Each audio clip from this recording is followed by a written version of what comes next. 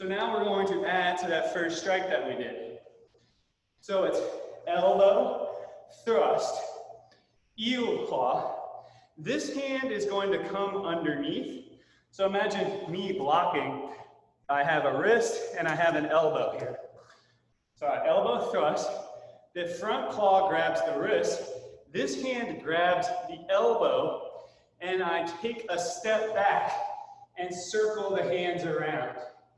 So this hand that's on top circles, and the hand that's on the elbow is on top. So here's what it looks like. If you grab my arm, you stretch me out into an arm lock. You pull me back off balance, and you have my wrist and my elbow locked out. So elbow thrust, grab the wrist, the elbow, take a step back, and pull in. So you're pulling them off balance. Let me show you from the side here. So elbow thrust, grab, come back, and circle low. Then I step back in, elbow, thrust, grab, circle back. So I'm pulling them off balance into an arm lock. Let's try these, start slowly. Elbow, thrust, grab the elbow, rotate and pull back. Elbow, thrust, as you step in, grab, circle around and pull back. Elbow, thrust, circle. Elbow.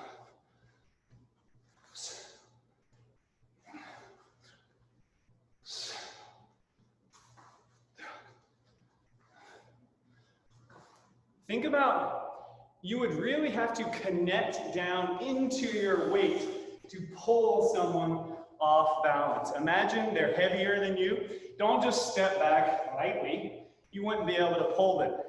You need to forcefully step back, pulling with your weight.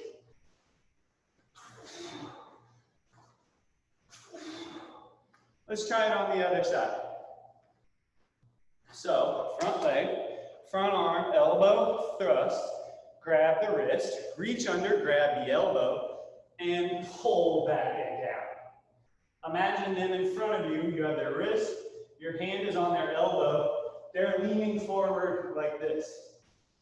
Elbow, thrust, pull back. And really, if you pull them this far back, they probably go down to the ground.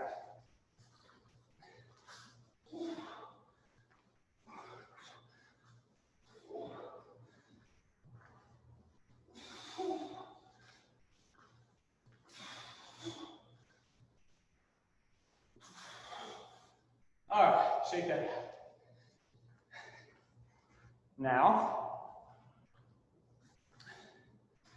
we're going to make sure we do on the kick set, it's still just the knee trap, but we're going to add the grab. So it's grab their front arm, hold, stomp into the knee, and then there's another front kick. If you just stomp into someone's front knee, they're probably like this on the ground. So it's not a really high front kick. It's probably just a finishing front kick to the head. So stomp, front kick. I'll do it from the side. Grab, this is called pull the bow. Pull the bow, stomp, kick. Pull the bow, stomp into the front knee, and then front kick. Pull the bow, kick. Think about their arms. So here's me in front of you. There's my front arm. You grab it. You hold it as you stomp into my front knee. I fall away. And then you finish with that front kick.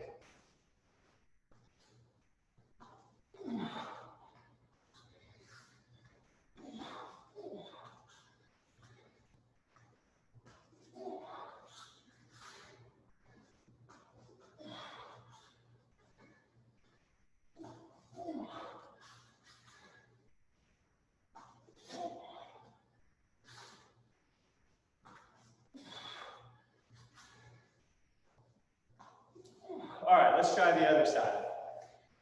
Pull the bow, stomp or knee trap, front kick.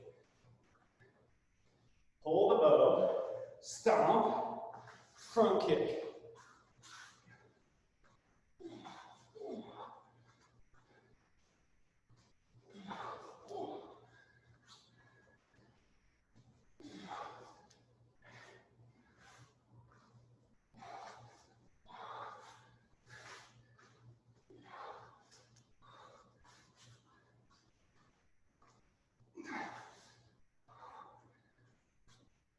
All right, and again, I know I'm like talking like, yeah, grab their arm, break their knee.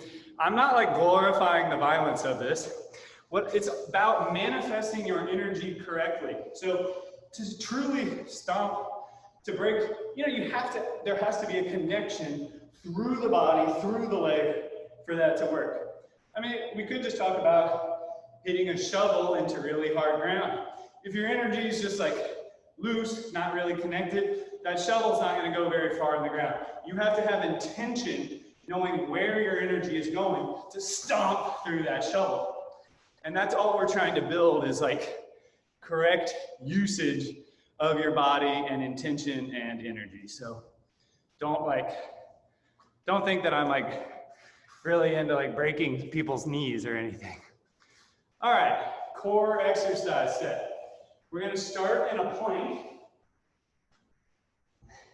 and we're just going to roll to side planks, stretch the arm up, come back down, roll the other direction. Let's do this back and forth like 10 times. Keep your hip high. When you come up, lift that hip up. Don't let the hip sag. Lift the hip. Lift the hip.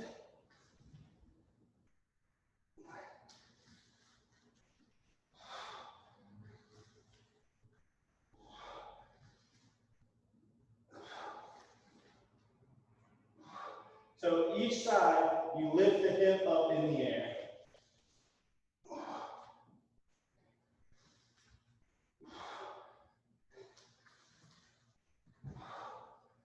And then hold in the plank. Push into the ball of your foot. Drop the hips into an upward dog. Push back through the heels. Round through the lower back, mid back, upper back. Push the ball of the feet into the floor. Pull the heels away from the center of the chest. So you stretch the chest forward, pull the heels back. Stretch through the entire body, strengthening through the back. Plug the shoulders down.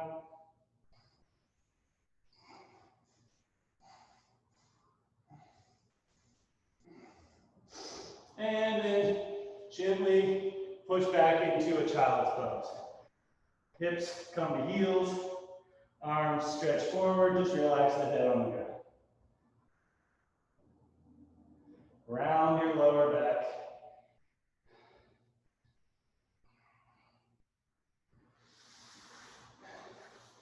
All right, final set. This is very similar. This is a move in one of the forms called spread the feathers. It's a double finger strike. Your hands are spread. The idea is you're probably aiming for the eyes. Step out and thrust through all of the fingers.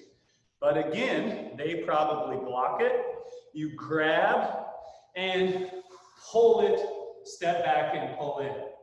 Then you step out, spread the feathers, grab, pull back, take that step back. Step in, spread the feathers, circle the hands. So remember, you're trying to pull their arm into an arm lock. So the hands circle. Spread the feathers, step back and circle. Pulling them. This is something, if we ever get to spar again, it's really not hard to do. You just strike. When they block you, you grab them, and you just take a step back, and they're going to feel off balance, they'll probably try to resist you, in which case, if they're stronger than you, then you can lunge back in on them. It's a pretty effective way to throw somebody off. Just basically in sparring, the more you can grab, the more you'll be able to manifest your will rather than letting them do what they want to do.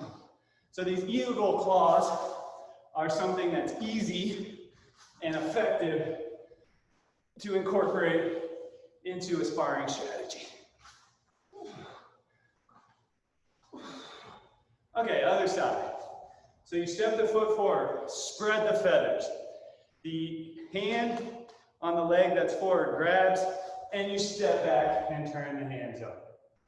Spread the feathers, the hand, forward hand, claws, the wrist, step back, pull back.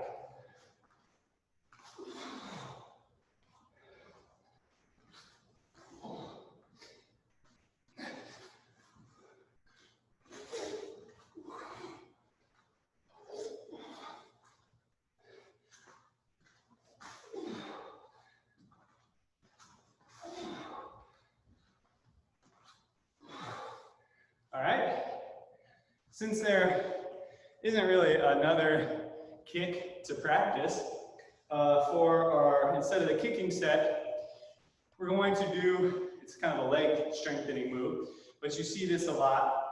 We're practicing on both sides. It's block down as you come down to horse.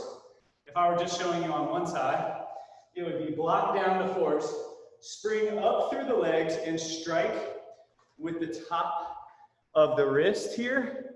Your hand is in a bird's beak and you drive the top of the wrist up like under the chin. So for one hand, it would just be down. Again, you could be pulling them off balance and then striking straight back up with the back of the wrist. But we do it on both sides. So both hands come down into a squat, drive up, drive the wrist out. So think block in, drive out. If it makes more sense, you can just do it on one side, slap, or like grab and pull down, strike back up immediately.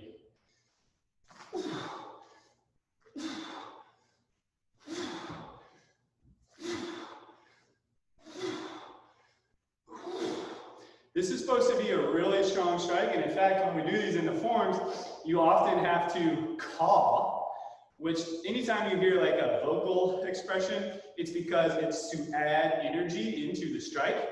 And so when we do these in the forms, it's often like, ha! You know, like something where you scream, or ha! Make a bird sound, something like that. You can do that if you want. Just think adding that extra dose of energy into it.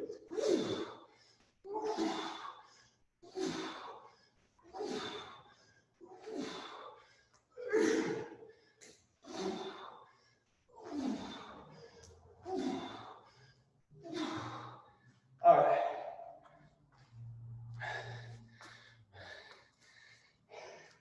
And for our upper body set,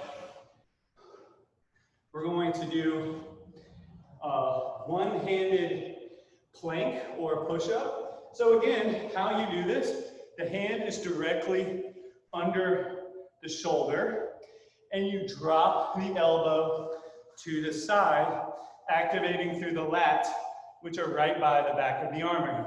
The arm does not go out to the side. We're trying to learn to stay connected through our back, keeping the shoulder plugged in. So if you probably won't be able to go all the way down like this. So just come, spread your legs wider than a push-up. And if you need to, be on your knees. One hand behind the back. And you can push that hand into the back. And then just bend the torso forward, bringing the body's weight ahead of the hand so that you're keeping the elbow directly above the wrist. And then push up. Try about 5 of those on each side. You can either just hold in a plank or try to bend the elbow a little bit.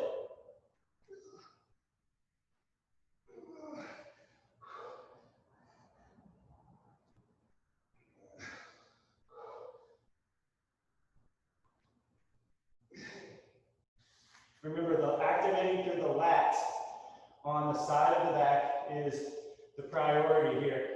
Keeping the connection down to the hand.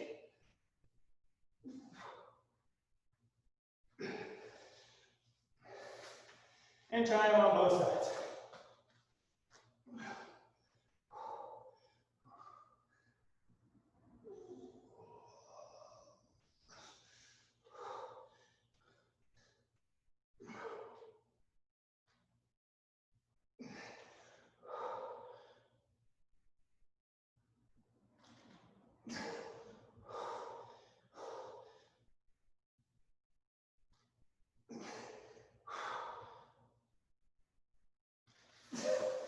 Oh, okay, I gotta barely bend my arm here. All right, shake that out.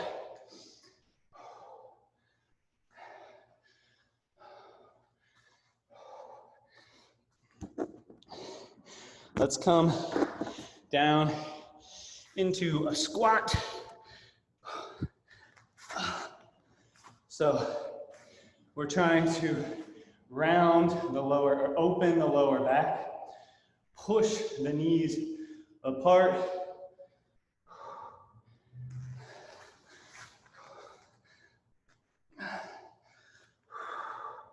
You want this to feel like a rest pose.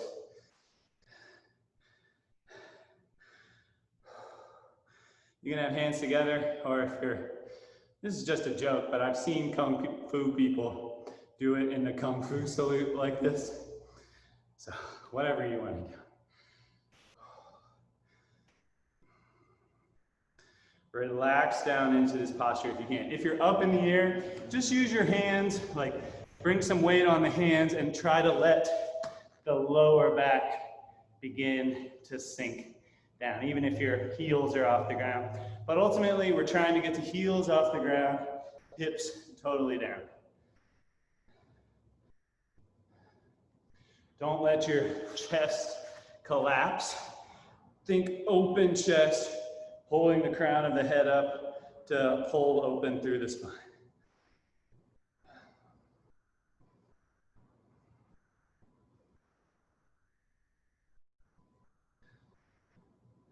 Okay, bring one hand forward like you're holding a coffee cup. Turn that coffee cup over, spill it all out, and wrap that arm around one leg. Take the other arm, point it up, bring it behind you. If you can, try to get to see if you can grab the fingers. If not, just hold the arm somewhere on the back. So this is a bound crow pose. What is this posture called? Anyway, I forgot what this is called.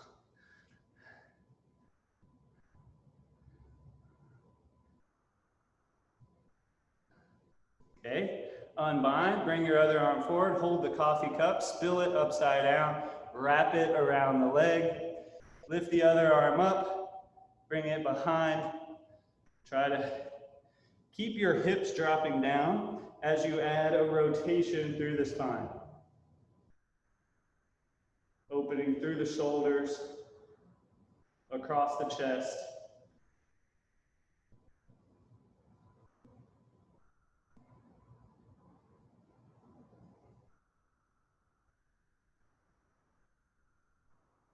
All right, and have a seat.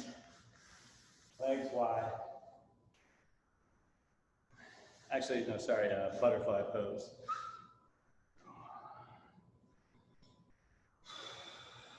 Well, again, let the torso relax down, draining tension. Stretch the knees apart once you feel relaxed, and begin to fold forward. Extend out through the back of the crown of the head, just wherever you are. If you need to have the hands behind you, that's fine. Don't let yourself hunch.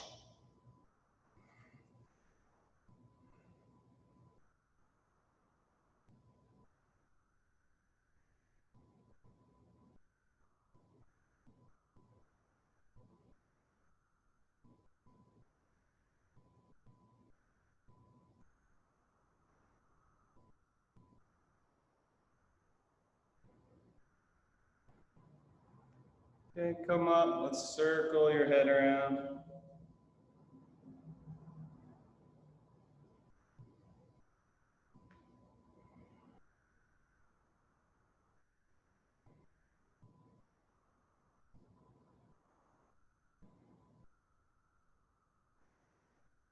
Both directions.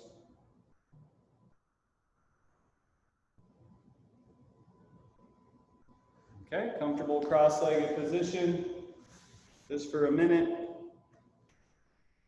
Hands in a comfortable place for you. It could either be palms up or palms down. Feel everything drop. What we're trying to do is center our energy into the center of the body, which is below the belly button, in between the belly button and the lower back. You have to feel that being even. If you're rounded forward like this, you can see that there's no way for me to access the center of my body to let the weight sink into it if I'm rounding forward or if I'm hunched back. You have to have a straight spine so that the weight of the body can sit into this area in the middle.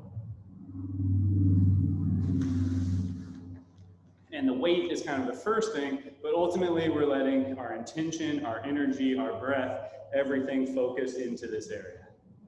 Close your eyes, inhale, and then drain into your center, which is called the Dantian, which means like the field of elixir, or it's basically where you store, that's where you're supposed to store your energy.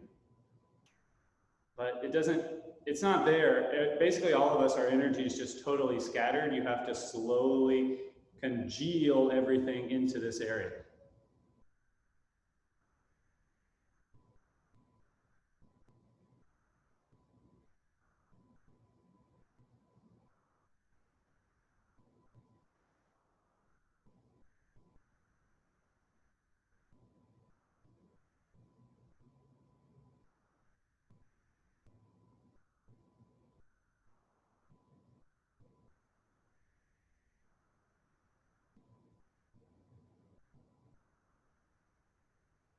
Truly keep your awareness in the center. Don't think about, we're only going to do this for like 30 more seconds. I want you to see if you can keep your awareness focusing on this area.